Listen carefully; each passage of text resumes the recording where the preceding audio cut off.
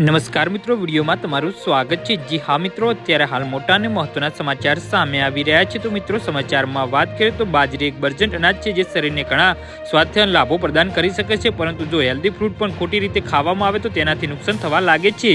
બાજરીના રોટલા ખાવાની ખોટી રીતે પેટ માટે નુકસાનકારક સાબિત થઈ શકે છે, જેના કારણે પાચન ક્રિયા બગડી શકે છે।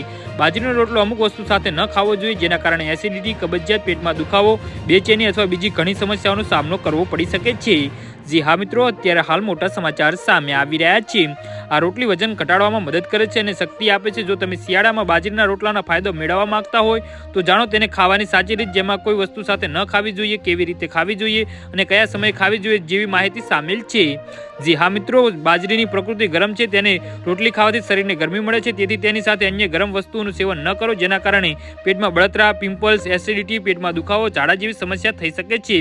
ચિકન, મટન, તલ વગેરે જેવી વસ્તુમાં પણ ગરમ પ્રકૃતિ છે। જી હા મિત્રો, અત્યારે હાલ મોટા સમાચાર સામે આવી રહ્યા છે।